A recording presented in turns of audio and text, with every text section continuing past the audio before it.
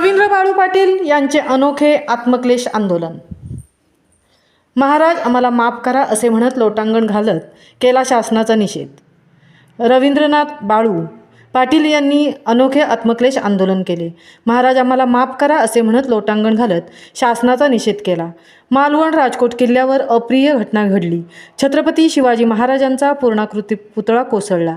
या घटनेच्या निषेधार्थ रवींद्रनाथ बाळू पाटील यांना शिवसेना जिल्हा संपर्क प्रमुख विष्णुभाई पाटील यांच्या मार्गदर्शनाखाली हे आत्मक्लेश आंदोलन केले। HDFC बँकेसमोरून छत्रपती शिवाजी महाराज चौक येथील छत्रपती शिवाजी महाराजांच्या पुतळ्यासमोर लोळत जाऊन हे आंदोलन करण्यात आले। यावेळी कान धरून 21 उठाबशा काढण्यात येऊन अर्धा तास ध्यानस्थ बसून महाराजांवरील आदर व्यक्त करून माफी मागण्यात आली।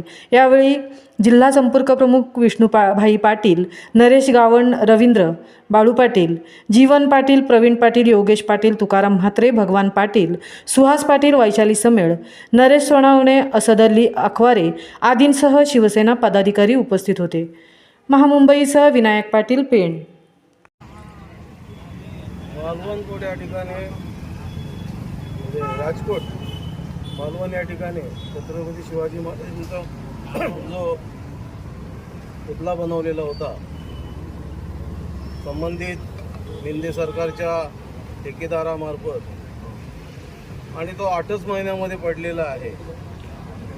शिवाजी महाराज हे म्हणजे आपल्या महाराष्ट्राचे अखंड दैवत। आज त्यामुळे करोडो जनतेला क्लेश झालेला आहे, म्हणजे दुःख झालेलं आहे। तर आम्ही ज्या देवत्याला म्हणजे शिवाजी महाराजांना देवता मानतो, असा जर पुतळा महाराष्ट्र सरकारच्या ठेकेदारामार्फत जर का पडत असेल आणि करोडो रुपयाचा भ्रष्टाचार त्याच्यामध्ये होत असेल तर ते निंदनीय आहे।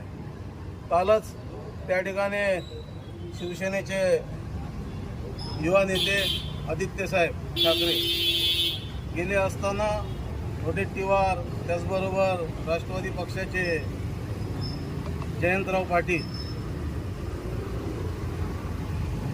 माजी केंद्रीय मंत्री आणि आत्ताचे खासदार नारायण राणे यांनी जी काय गावंढळ भाषा वापरली आणि गुंडागर्दीची भाषा वापरली, एकाला घरात शिरून मारेन, पत्रकारांना त्या ठिकाणी दमदाटी करण्यात आलेली आहे, हे सर्व क्लेशदायक आहे। म्हणजे त्या महाराष्ट्रामध्ये काय चाललंय, कुठे छत्रपती शिवाजी महाराज आणि कुठे राज्यकर्ते।